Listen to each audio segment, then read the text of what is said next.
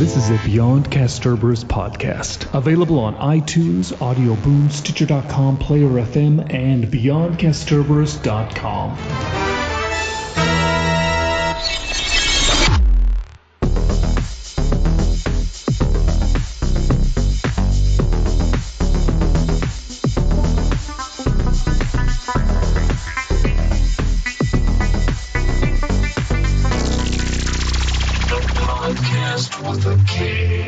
Deep breath.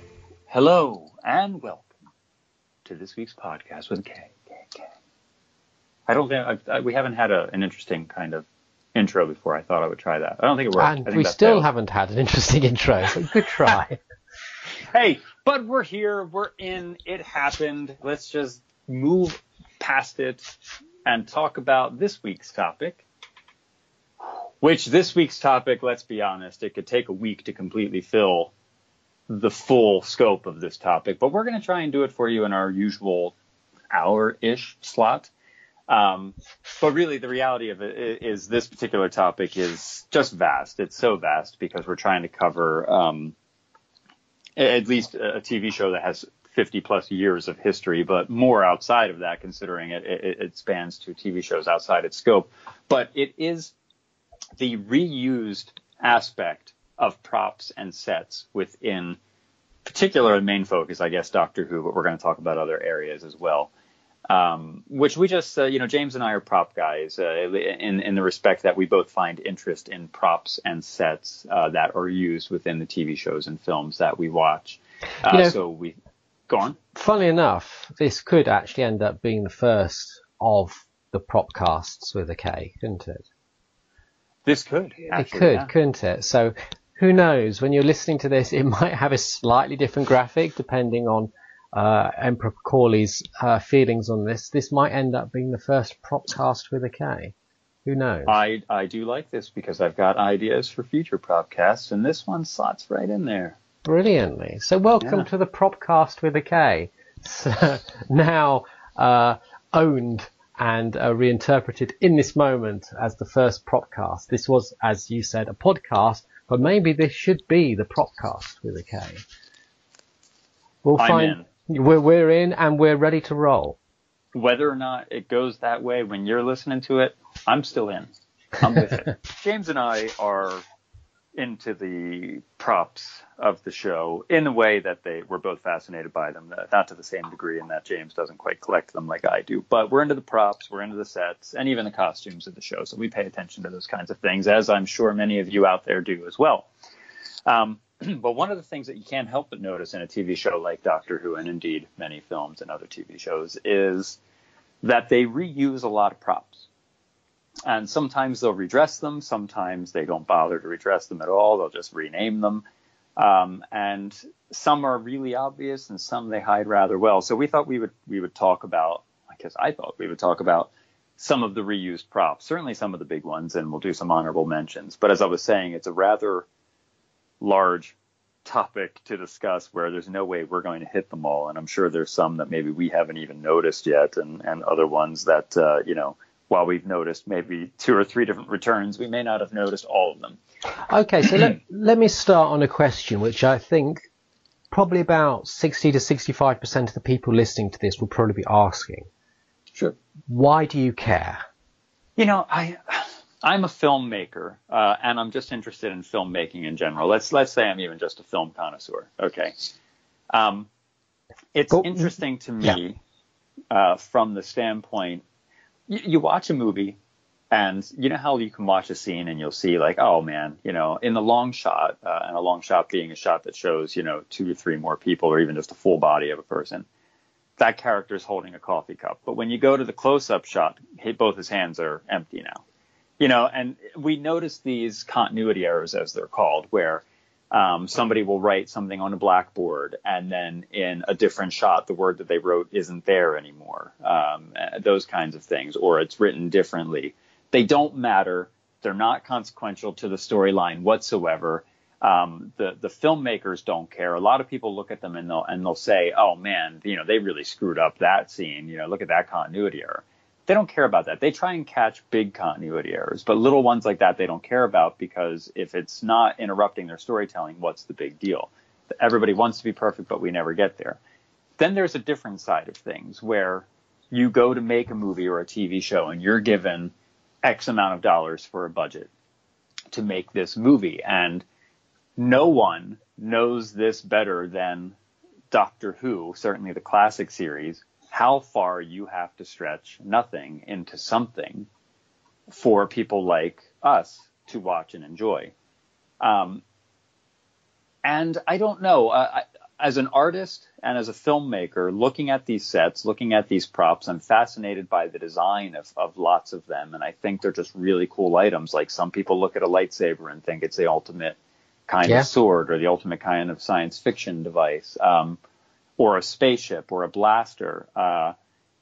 In Doctor Who, obviously one of my biggest things is sonic screwdrivers, but there's been so many great designs within this show, and let's stick to Doctor Who here, since that's what this podcast particularly is about. There's been so many great designs in Doctor Who that sometimes you sit there and you say, man, that thing was used in one story. I wish it had become something more permanent. It's a cool design, kind of like how the sonic screwdriver stuck around.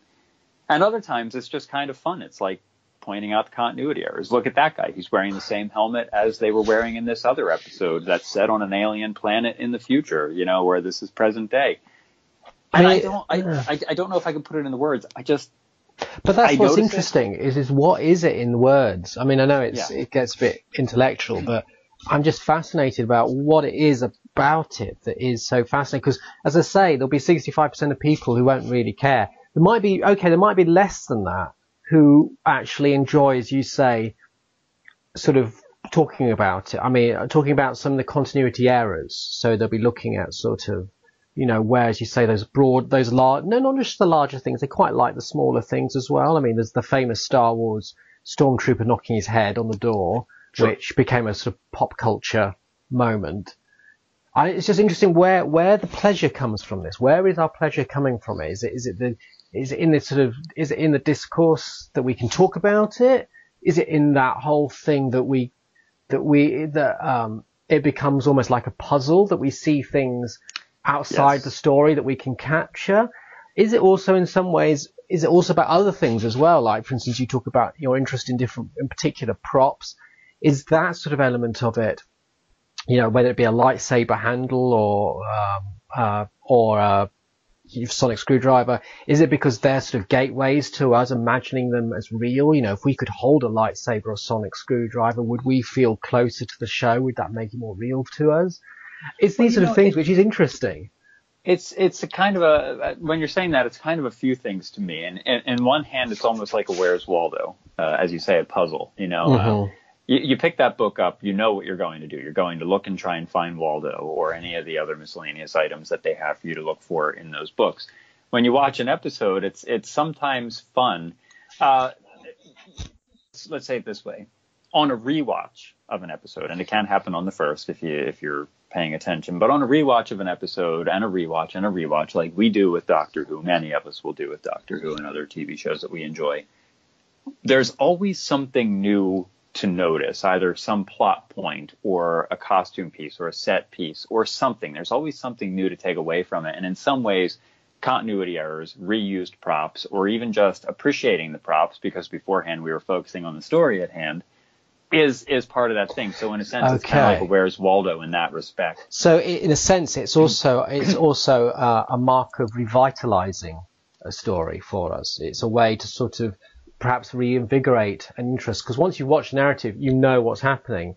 Right. You'll naturally you'll be less attentive to that factor. It's something you've stripped away a little. You now know the structure of following the narrative. Now you know the narrative as the whole.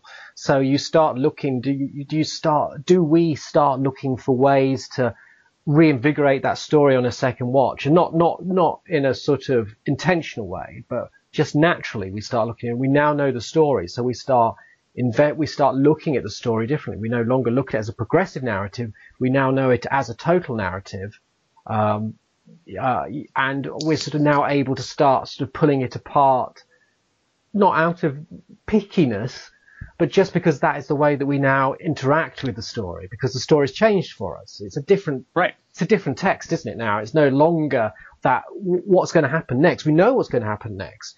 That sort of, that chronological has sort of synchronicity, it has gone. It's sort of asynchronous. We know every bit of it. We're not looking at it within time A, B, C, D. We know E, and we're now looking at C, thinking about A, and we're also thinking about E.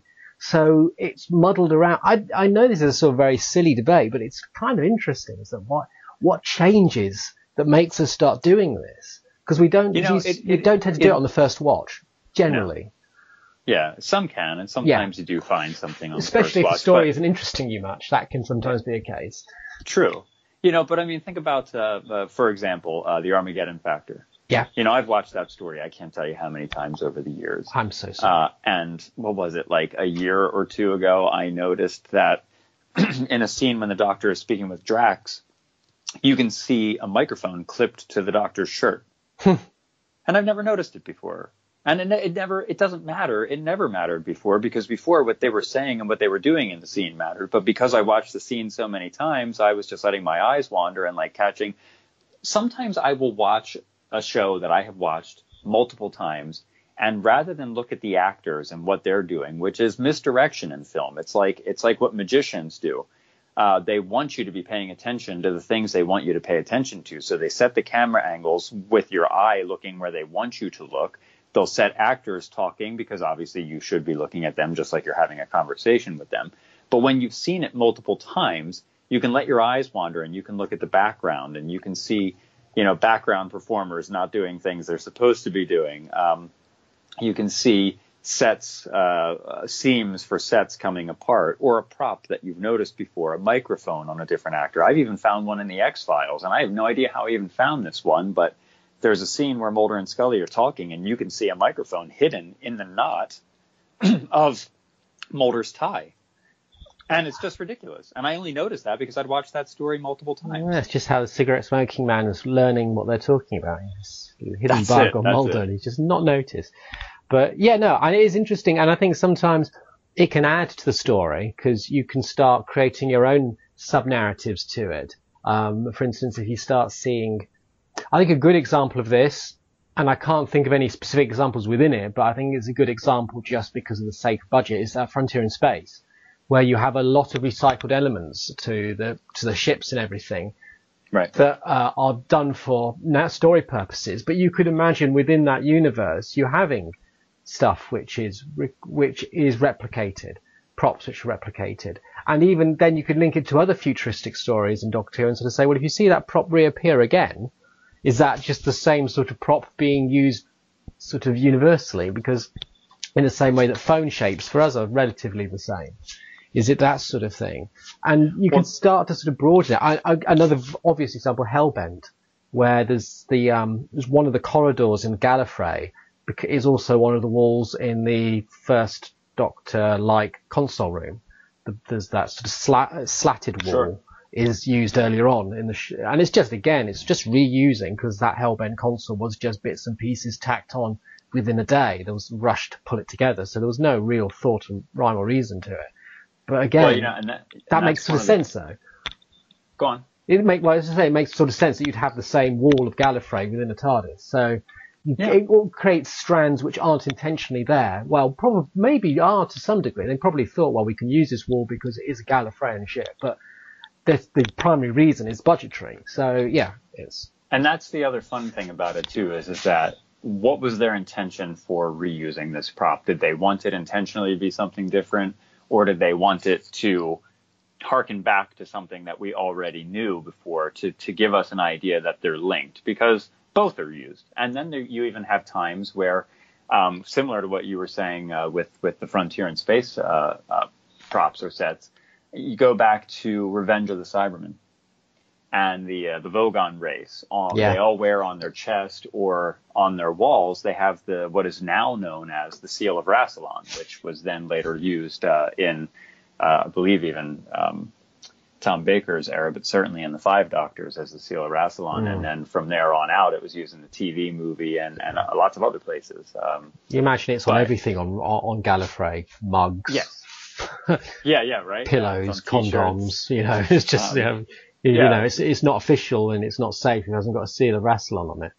But what's interesting about that one, though, is that while they just liked the symbol and decided to use it as an official symbol for Gallifrey, there's fan theories out there that say that somehow the Vogon race were kind of in league with the Time Lords, and therefore they adopted their seal. They've worked with them, and stuff like that is interesting to me. It's not said in the narrative of the show in any way, but it can make sense. And what is interesting about it is that these sort of things, and we can take this as a broader point, that first of all, you interrogate a narrative, then you find errors within the narrative, and then those errors can actually sometimes, and this can happen officially as well, can then reintegrate into narrative. They can be transformed from being external errors into internal continuity. And I must admit, there's not many that spring to mind on this, but they do actually happen where you'll find, you can go, again, going back to the Star Wars with the Stormtrooper hitting his head. When it came to redoing the special editions, they actually made, they actually made sure that was sounded, that was FX, that it now became, because it was acknowledged, it actually became part of the story rather than a mistake within the story.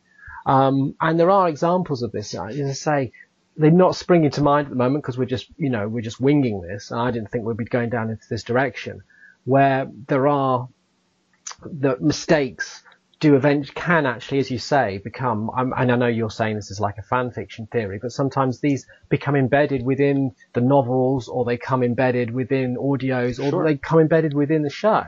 Mistakes which are then taken on and become fact. So sometimes finding these errors eventually becomes areas which authors will explore to reinvigorate those stories, or to reinvigorate new stories. And I think that's kind of interesting. I mean, I don't know, a very obvious one would be, and say Blink, where they make the comment about the square windows, which comes from a long, angry fan debate over the design, whether the design of the new police box and new series was accurate or not. And then it's referenced within the show and becomes, okay, that's not actually about props in the way that we're talking about it, or continuity errors as we're talking about it, but it's just showing how narrative to that consumption of narrative can then play back into the narrative again. So it can be quite interesting and relevant to that to the whole thing. It's not just, people being picky. Sometimes being picky creates holes or ideas which are then investigated later. And I think that's always a kind of an interesting thing there. Well, and you'll always get fan theories for anything, and they can range from the absolutely absurd to the completely brilliant. And sometimes the good ones will make it, like you said, into the show, into books, into the comics, or even just through the fan circles enough that fans start to believe it after a while. Yeah, absolutely. That's another way it happens.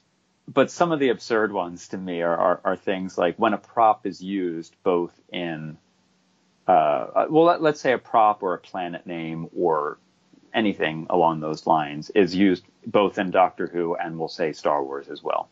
Some fans will say, well, then they're clearly set in the same universe, and so they have all sorts of theories for that. And examples, for instance, of this is, one of the best examples, because there is actually a Star Wars crossover, is spacesuits that were used in both the 10th Planet and the Wheel in Space in Doctor Who were used for a bounty hunter, the character Bosk, in Empire Strikes Back.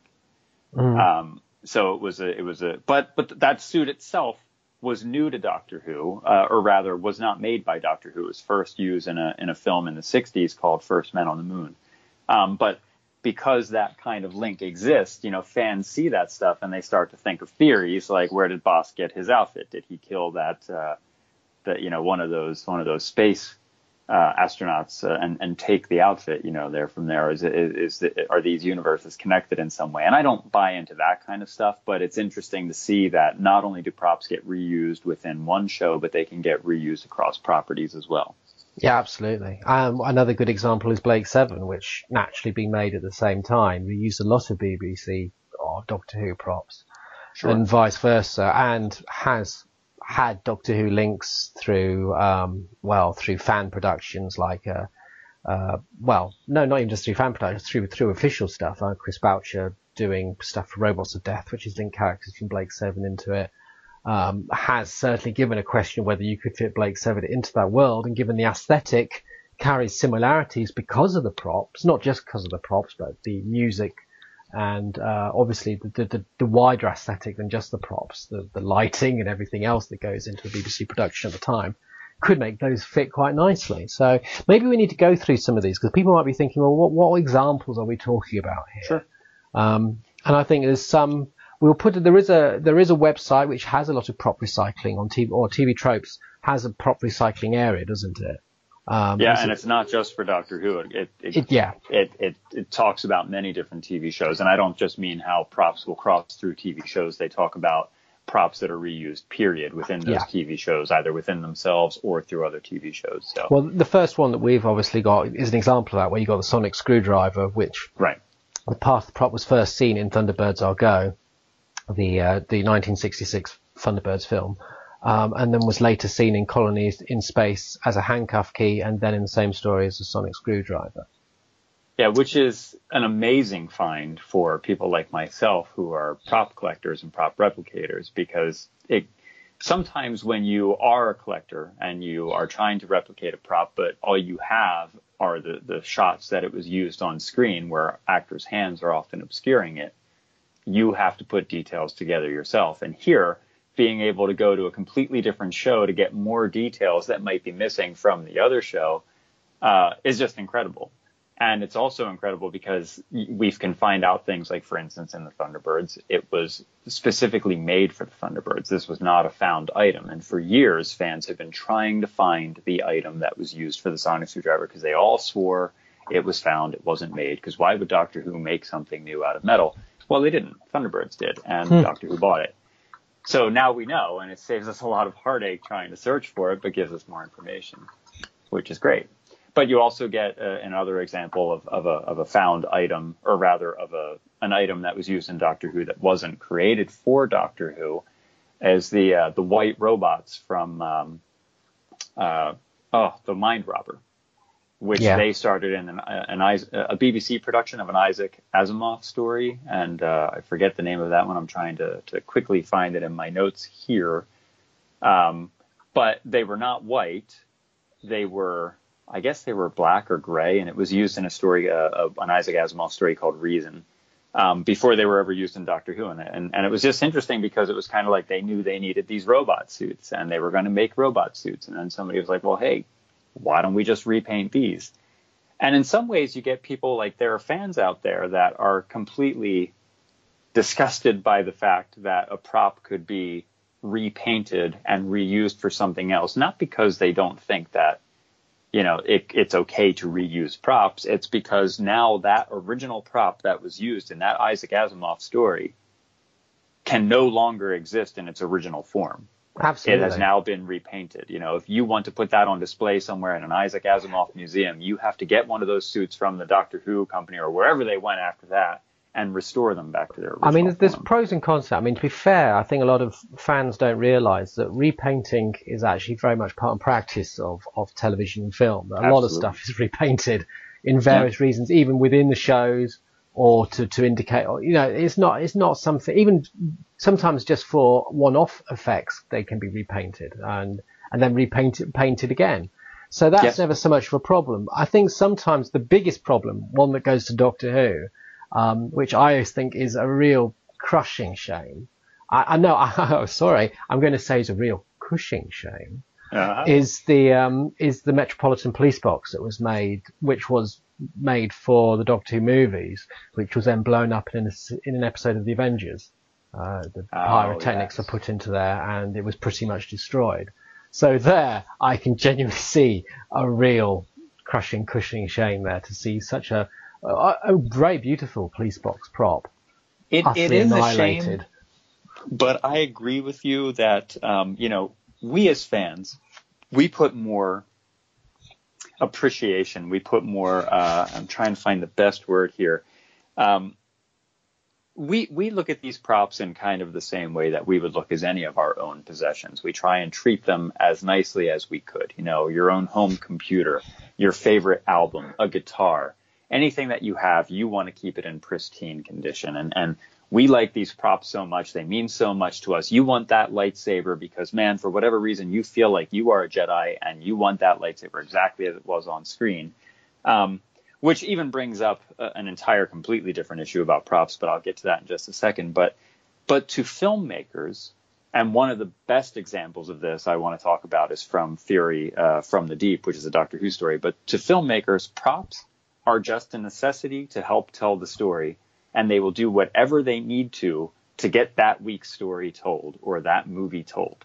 They don't sit there and go, okay, you know, except for companies like Lucas Limited, you know, where they'll keep an archive of these things because they know they may either use them again or George Lucas just thought, I want to keep and preserve these. And, you know, you will find certain props are preserved. But for the most part, especially with little hand props, a lot of times it's just this is going to be a one-off thing in this one-off story. OK, but real quick, before I get to the Fury thing, let's talk about lightsabers or even sonic screwdrivers. Going to a movie like The Empire Strikes Back, or even The Force Awakens, both are prime examples of this, and the classic Doctor Who sonic screwdriver that was used from John Pertwee up through Peter Davison.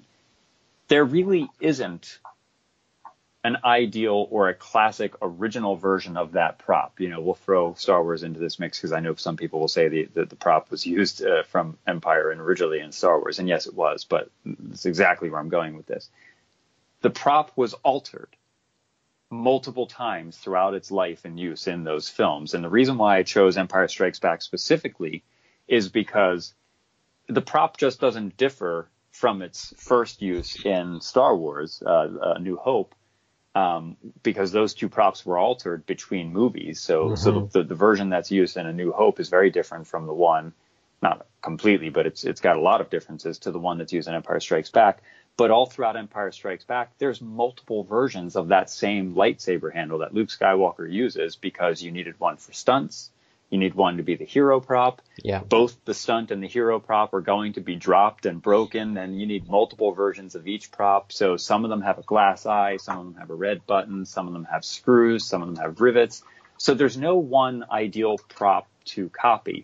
And for instance, when you get to, let's choose Christopher Eccleston era of Doctor Who. He had two versions of his sonic screwdriver that he would use, but one of them, there were 4 props made of that particular version. So if you keep looking at these pictures of this one version, and when I say versions, there's one with a stationary activation button, and then there's one with an activation button that can slide up and down the handle. If you keep looking at all the pictures of the stationary activation button and think you've got all the definitive details, well, you don't, because there were 4 versions of that prop alone. And then into the mix in a particular story, he's using the stationary button and the sliding button version of that prop intermixed in one story alone. So in any given scene, they could cut to the stationary prop or the sliding prop. So it's very difficult for collectors. We get so attached to things, but when you look at it and you realize, you know, some of us will look at it and go, okay, there's 5 different versions of that Empire Strikes Back lightsaber. I need all 5. Some people will say, I need to go ahead and replicate just what I think is the perfect one. And some will say, I like the one from this particular scene. I'm just going to do that one. But at the end of the day, you know, none of that mattered for the film. All that mattered was that Luke was seen holding his lightsaber, using it in a scene so that we can enjoy the story that's being told. But also, at the same time, there is a factor that what is, as you say, is just a prop to tell the story. For a filmmaker, it becomes ultimately, like most historical artifacts, becomes transformative in the sense it no longer becomes a prop, it becomes emblematic, it becomes an iconographic element of that story. So much so that, you know, that when you come back 25, 30 years later to make The Force Awakens, or even when you come back to do Hellbent for Doctor Who, you know, audiences are expecting facsimiles which are very close identifications of those put together props, which were just props, but they're no longer just props. You know, the TARDIS, obviously they didn't use the original TARDIS set because they couldn't, for Hellbent, but they used their approximation based on the Who experience. Yes. Bringing the Who experience bit and then putting bits around it. You know, the idea for the audience that it was important to have something which, as closely as they could relate and believe to be that narrative prop, as you say. And, you know, the term prop says it all, doesn't it, really? It's not something which it's meant to carry significance, but it is transformative. It does create significance. Not all of them. Some of them don't. And that's what makes these tropes lists quite interesting, because a lot of the stuff on there people won't notice, but some of them are important. And as you say, sonic screwdrivers are very much so. We will put a sonic screwdriver, the Thunderbird screen cap of how it looked in Thunderbirds, which is inevitably different to the Pertwee version. There's less colour on it and there's no head to it. It's 2 obvious points.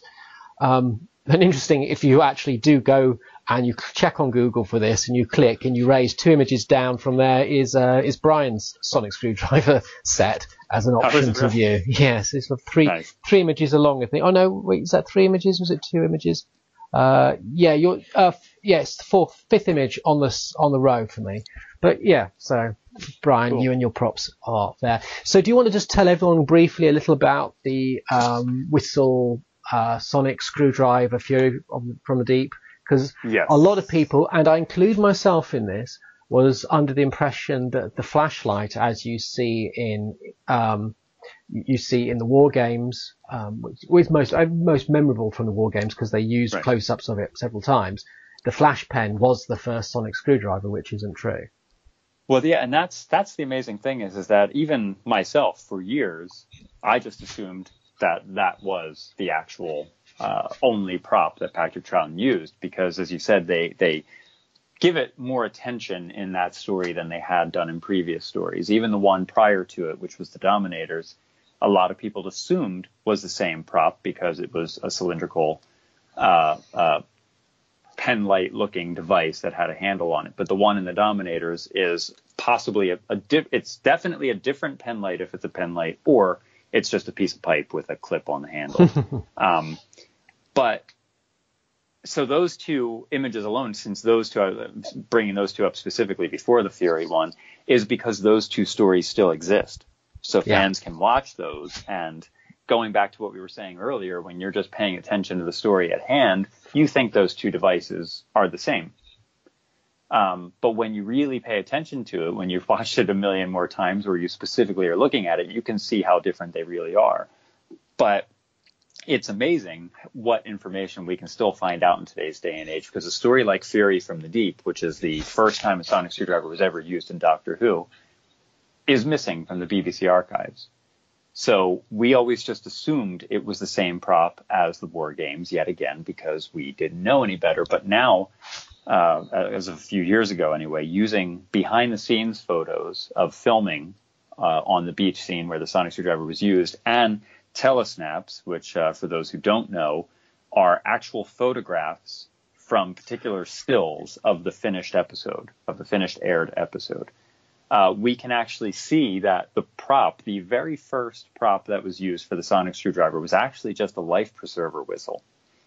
And there's actually a story that goes behind that, but it's when you think about it, when you think about what the sonic screwdriver is and what it has become in the show and what it means to fans, in the same way that fans look at Luke Skywalker and his lightsaber, we look at the Doctor with his sonic screwdriver, and you realize that the very first one was just a whistle, it's very unimpressive. But what you have to remember is at the time, it was just a prop that was written for one scene in one story and presumably was never going to be seen again. But what had actually happened was we all tried to figure out, why would a whistle be used? Why would the props department not have gone and found a pen light, or built a different device, or even used a screwdriver and just called it a sonic screwdriver?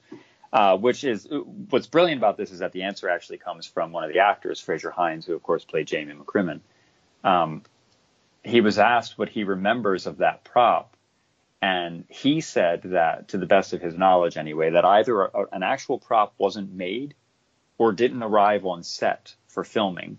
So to his recollection, what they did was, in his actual words, they used a bit of bric-a-brac from Deborah Watling's outfit, and Deborah, of course, played Victoria in the story. And in that particular scene where the sonic screwdriver is used, they're all wearing life vests, life preservers. So they all have whistles, or excuse me, I don't recall if they all did, but certainly Deborah Watling had this white life preserver whistle attached to her outfit. And because they didn't have a prop for that scene, they used that whistle as the very first sonic screwdriver. The reason this is interesting is not just because we now know what it was, and you know that it adds to another sonic screwdriver pile, but what it means is it shows the ingenuity and the creativity that the props people or the directors or the actors even have to do on sets when things go wrong. No, it's not an impressive piece, but they found a solution so that they could keep telling the story rather than hold it up and film and wait until they had a prop to actually shoot the scene. So the very first sonic screwdriver is very unimpressive, but it was by necessity, basically. It's very interesting. Well, I'm sure some people will be disagreeing, but I think it is. Yeah, right. I think, well, again, because it ties back. I mean, you're dealing with sort of production practices. You're dealing with, textual prop elements. Things which are within the story which are of interest because they have, since that moment, have a longer history and importance to that narrative, to that story idea. The sonic screwdriver is far bigger than it was in Fury of the Deep. So you're looking at its origins, and we do as people love origins. We love that desire to sort of go into the past and find where things begin. So I think that's also a factor in it as well. Interesting enough, I was just having a quick look on the sonic screwdriver for, as we were saying about, that was in Thunderbirds, and it was apparently seen in 2 parts, which I didn't realise. I'd heard that it appeared in Thunderbirds, and there's the actual main handle piece is clearly evident in Thunderbirds with very little differences. But equally, the actual head, which isn't actually part of it, as that prop in Thunderbirds, is actually seen in another Thunderbirds episode as a sort of like a speakerphone. So those two bits were both from Thunderbirds, which would later be joined together to make the sonic screwdriver. And the interesting thing about it, again, questionably, I suppose, but with Thunderbirds, it's interesting because Thunderbirds, you had a mix of, while everyone knows it was puppets, there were often a lot of shots, close-up shots, which were actually life-size, which would use human hands to deal with complicated actions which puppets can do, like picking up something or dropping something or turning a knob. And in that situation, the handle of the Sonic was in the life-size version, which is why it is of scale to the Sonic in the show. But the shot of it being used, the top end of it, the red top end, being used as a speaker is being used by the puppets. So it's a lot larger than it would be in Doctor Who. It's sort of the size of a fist. So it's interesting again where you see prop elements being used, but within Thunderbirds being, as I say, there's 2 different types. Well, there's at least 3 different types of scales in Thunderbirds, but let's just talk about the 2, the puppet size and the life size, human size for close-ups and medium shots. You're seeing it transformed again through sort of sizing. It's again, as I say, people listening to this and they're driving along and they're just thinking, what the hell are they talking about? This is why I think it's interesting. Should we look at some of the other ones? Because there's quite a few on the list. We've talked about a few inadvertently. One that isn't on the list that I noticed years ago is the panel in, I think I've mentioned this in a podcast before, the panel in Ark in Space where they need to shut off the automatic defense system in episode 1 is, I'm trying to think, is it reused? No, it is reused in the Spacefall episode of Blake 7. It's used on the London. It opens the airlock. It's the same panel. So it's, again, these small things, if they're quite interesting props. And I think that is the other interesting thing about this, is it's not just about any prop creating value. Often the prop has to be of some sort of quality, and quality can mean different things. I don't think that's a fixed thing that makes it memorable. On that, it had a very unusual knob-shaped handle and a rung for the handle to drop down, which made it sort of quite an unusual prop, this thing in Ark in Space and Spacefall, which is why I remembered it. Sonic screwdriver, again, is because it's got certain qualities to it, which I think is what people like about it. But anyway, sorry, yeah.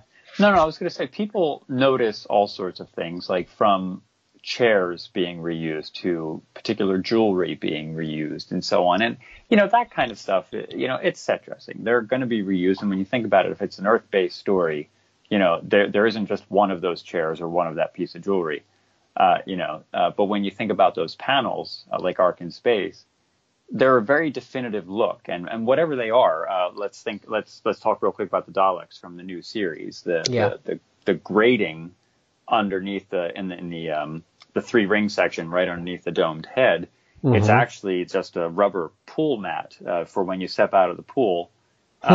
You have something to grip your feet. Water drips right through that. And they just saw that and they thought that would be great.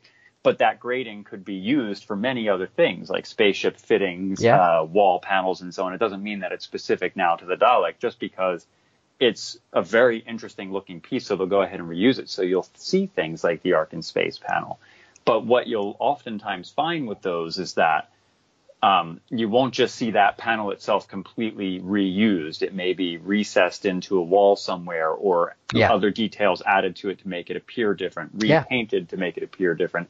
But then you'll get other times where a prop, which has been specifically made, either for Doctor Who or for something else, will be reused within the same show again, completely unaltered.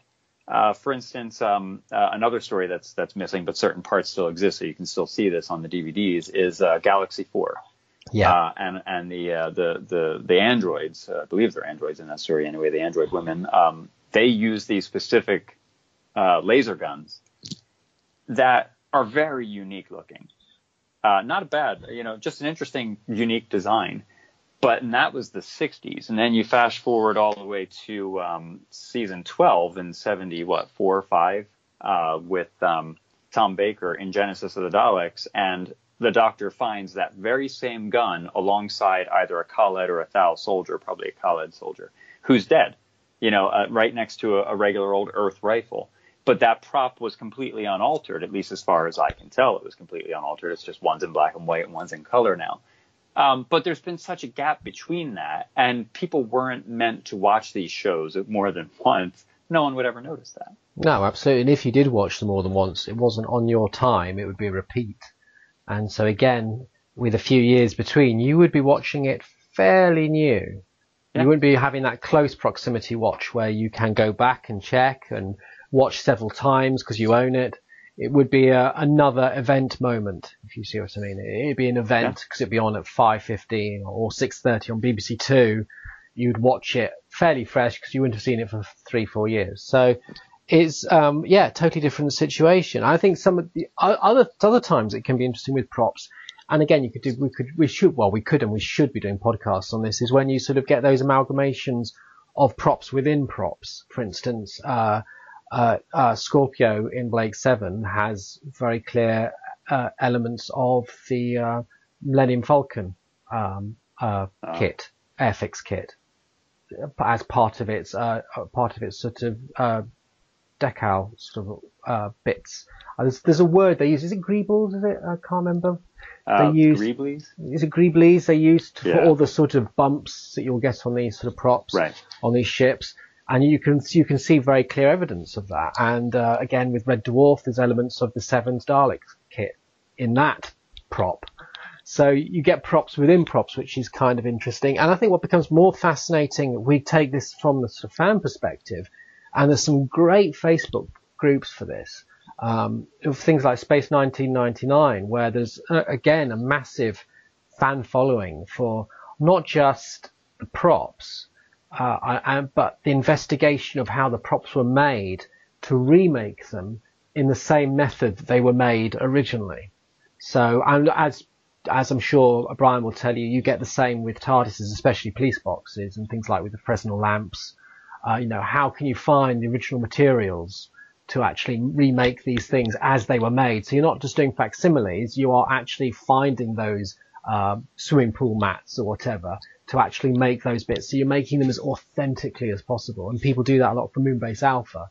They study Moonbase Alpha from Space 1999, looking for those elements, which tend to be quite often, because as you say, done on the cheap, things that would be down the hardware store or things that would be down from the kitchen Tupperware aisle, and these sort of things would become these iconic, be transformed into these props, which would become these iconic elements of the show.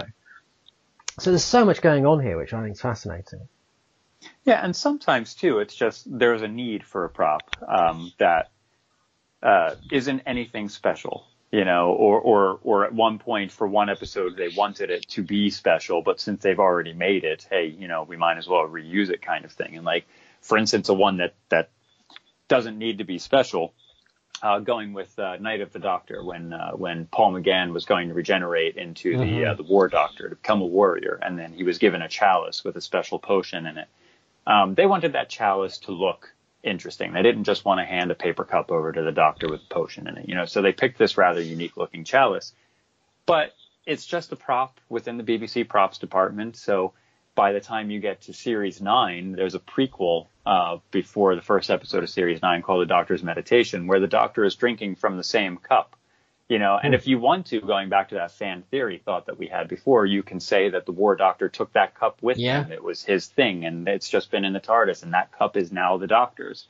If you want to just sit there and be more of a realist, it's just a prop that was used. They had a need for him to drink out of a cup, so they used a cup, But then you get a prop, for instance, this one, I personally think this one was made because I don't think I've ever seen a headset look this way, but somebody can correct me if this is a 60s or 70s piece of technology. But the headset that is worn in The Green Death to basically be controlled by Boss, it's just this big silver headset. Looks like headphones, but it's just a big metal chunk. Like, I don't know how you would ever wear this. It looks like you're trying to turn a human into a Cyberman, in my opinion.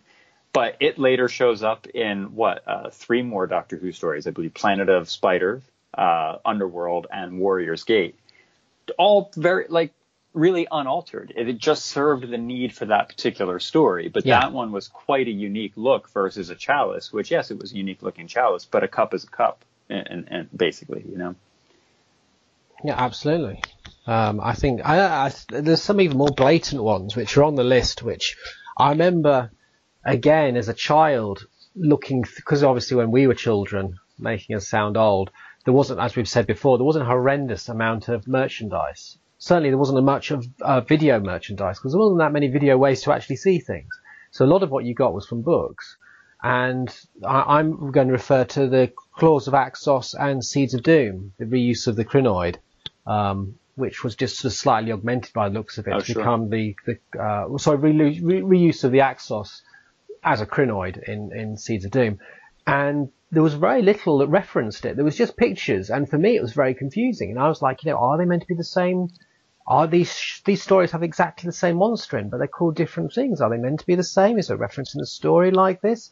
Is this just a prop reuse? And there wasn't that information to give you that clarity. And there wasn't even that much image. There wasn't that many images around to actually make even cross comparisons. And I remember, ironically, I think, well, not ironically, but I suppose it could be, that the image I remember of having of the Seeds of Doom was black and white, and the image was of the Claws of Axos I'd see was a colour one, which is sort of kind of funny because a lot of the Claws of Axos was left in. We only had the black and white footage left for some of the episodes, so it was kind of weird to have it the wrong way around. So I wasn't sure what colour the Seeds of Doom crinoid was, or whether it was just a total copy of the Axos one. So you get these sort of weird things as well when they reuse props. It can become confusing.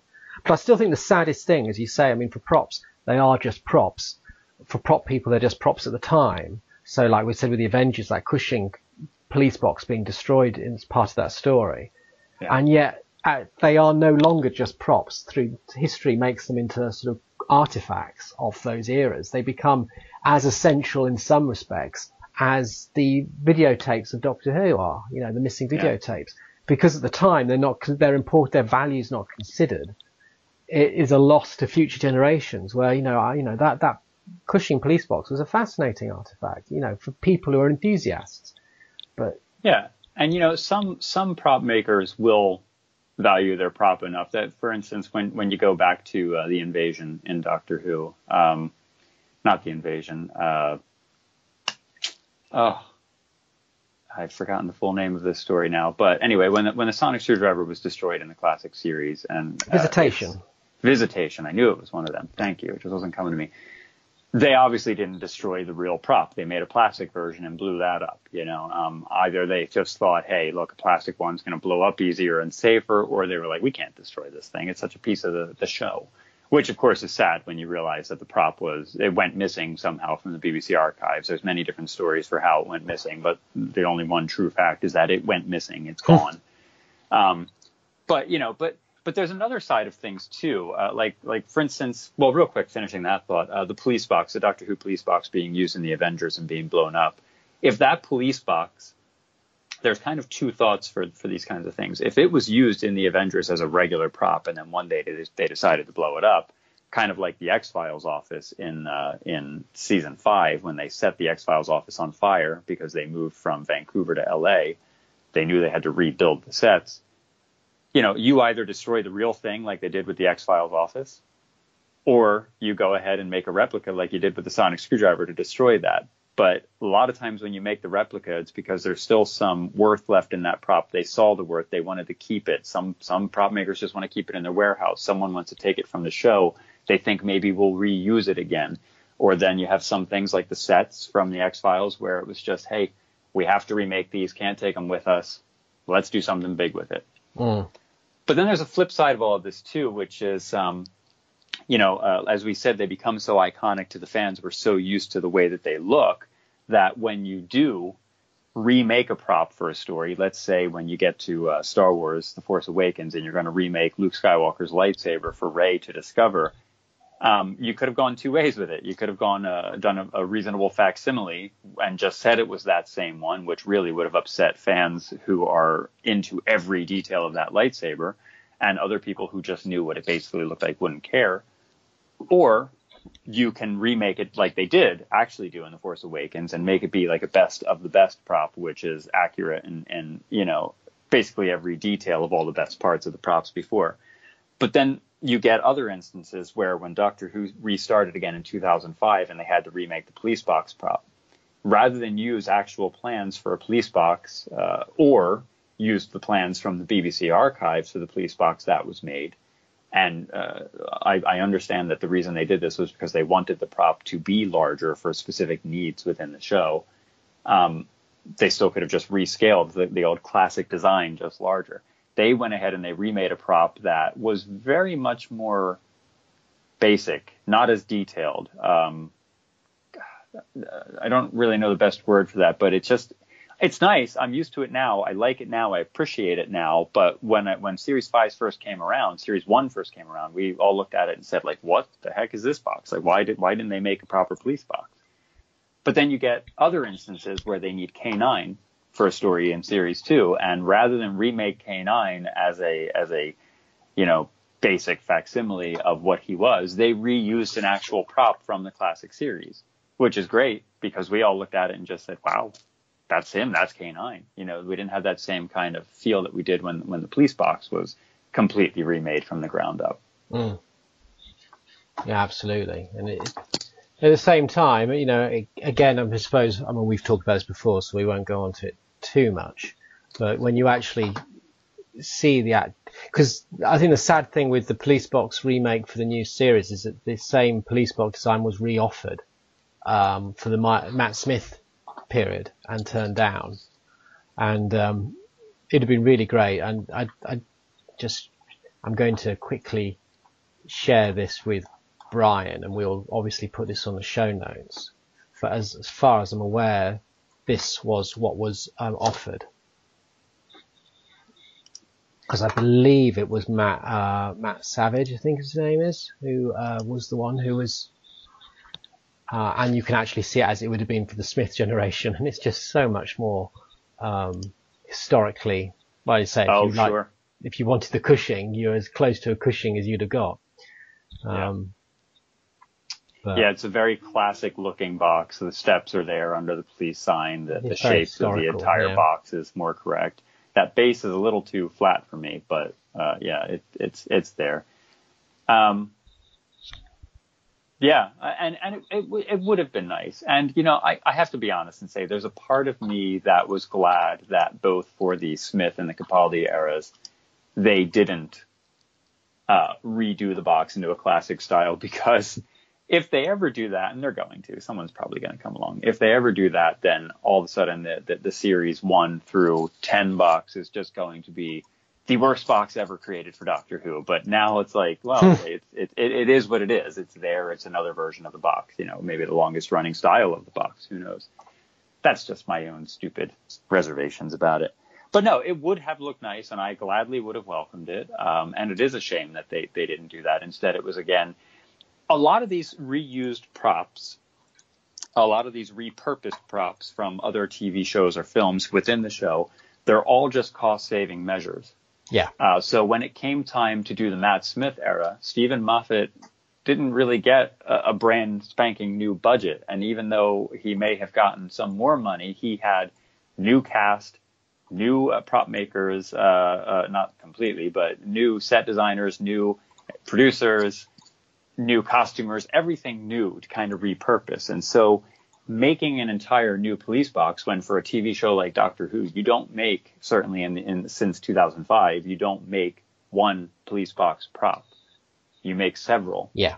You know, because they're going to take on a lot of abuse. They're going to serve different functions. There's going to be one that is, as what's called in the prop world, a hero prop, which is the one that you're going to shoot whenever you want the box to look pretty and nice and close up.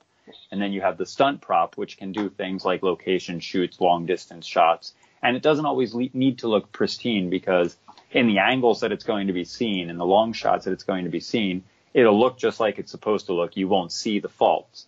The problem oftentimes with hero and stunt props is that limitations with filming, when you're on set, you have specific needs. You can't always wait for the hero prop. So the stunt props usually get more close-ups than they're supposed to, which leads to a lot of replicator nightmares in the end of things. But, you know, so for Matt Smith's era, trying to make an entire brand new couple of boxes just wasn't really even going to be the case. I mean, we talked about this before on the podcast, going back to Legopolis. They had built a new prop for season 18, a new police box prop for season 18, but they had a need in Legopolis to show two police boxes next to each other. So they used the old box that was already decommissioned. They built new parts for it to try and make it match as best they could the brand new box, so that they could get away with that. And then, of course, I think they used it a couple more times after that as well. There's also another aspect that I find interesting with filmmaking, which is, you know, as we said, a lot of these things are cost-cutting measures. They don't have enough money to do what they want to do, so you either make a smaller item and just settle with that, or you repurpose items. You know, you make your money stretch how you can.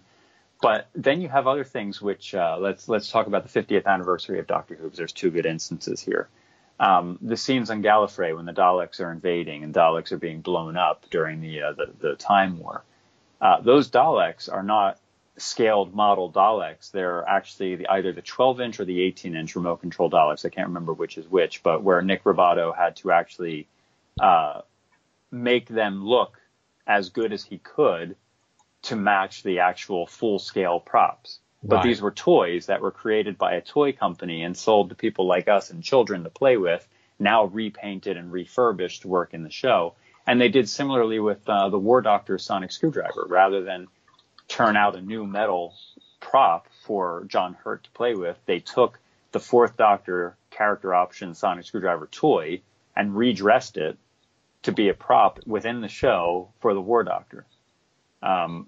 Which is just, it's crazy when you think like he's the only Doctor to have a plastic sonic screwdriver, aside from the whistle going all the way back to Patrick Troughton's era, which is Bakelite, which I assume is a type of plastic anyway. I don't recall that material myself in my lifetime, but it's just interesting the lengths that they'll go, because James was talking about kit bashing before, where basically you'll take old battleships, old pirate ships, spaceship props, and what you do is you take all the best bits of each of those things and you put them together to make something completely new, sometimes over top of a model that you've designed that just needs dressing, and sometimes you make that model completely out of all those bashed parts. So you're basically taking toys, turning them into something new, whereas here in the 50th anniversary, they took toys and used them exactly as what they were, just dressed them a little bit differently. Of course, you can take that back to things like Planet of the Daleks, where you were using, and Power of the Daleks, yes, where you were using toys as well for the Daleks as well. I think one of the final points I think it's worth making is that this isn't, as we say, we're talking about cost cutting, but there's often an assumption that this is just something that's done for shows which are cheap. And I was just thinking, because I've just got a picture of it in front of me, things like, if you look between Star Trek's 1 and 2 and 3, you see massive cost-cutting choices in those films, down to the shuttle which delivers Spock in the first film, the small model of that being used as a communicator in the third. There's Nice. the regular one is the same space station which is seen at the beginning of the motion picture, turned upside down. You know, you have these things where, and the amount of reuse of stock footage in between those films is massive. But the point being is, you know, these sort of questions of budget are on all scales, and it's very narrow-minded to assume this is just a sort of silly Doctor Who, Blake 7, you know, Thunderbirds, cheapy television show things. These sort of ideologies go across the board. And again, if you go to Star Wars and you look at those props, the iconic blaster is a German Mauser. The lightsabers, all the lightsabers in the original ones are just the photo lamp handles, with a few little bits of things stuck on them. Again, cheap ways of making sort of solid looking props.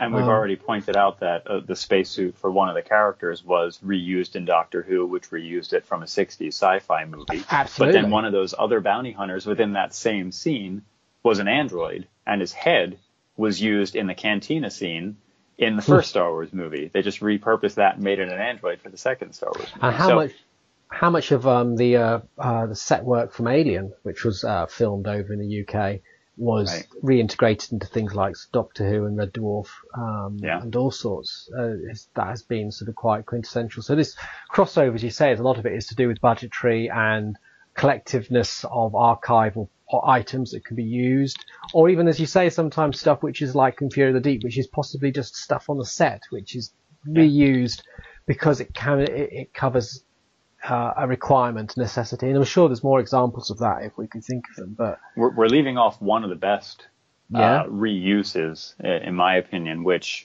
really shows a great mind for cost saving, which wasn't necessarily them saying, hey, let's go the cheap angle on this. They were being very wise when they thought of this and realized they had a good option here, which was Fires of Pompeii, filming their story, Doctor Who's episode Fires of Pompeii, filming their story on the HBO TV series Rome, actual sets. Yeah. So they didn't have to make their own sets for this story, or at least not many for the story, because they were able to have access to a TV show that already took place in the era they were setting their TV show, and they were able to work out a deal to go film on those sets, which is also not all that uncommon. Other TV shows and films have done similar. But that here you have, you could probably go match up sets very well. Maybe they were slightly redressed, who knows? But you can probably go see them all throughout the story Rome, the series Rome, when you're looking through that particular story. Mm. Absolutely. Well, I think we've pretty much come to the end of this conversation, although it could go on for much, much longer, technically speaking, as I think you indicated at the beginning, because there's just so many levels to it. We have always talked about doing a sort of short podcast on this sort of subject, and if that is something that interests you, then let us know. It's something which I think there's a lot to talk about. If you have any comments on this episode, as I say, just let us know. I think Facebook is often a common way of doing it, but there are various ways to contact us. But given I don't actually bother, I don't know what they are. But I would sort of say the Facebook one's probably the one that people use. Yeah, we'll go with that. We'll go with that. We'll be back soon. I think we'll probably be doing a commentary soon once Christian is back on his feet. A lot of things going on in the Cawley world at the moment, which is keeping him out of podcasts largely. And we will catch you again another time.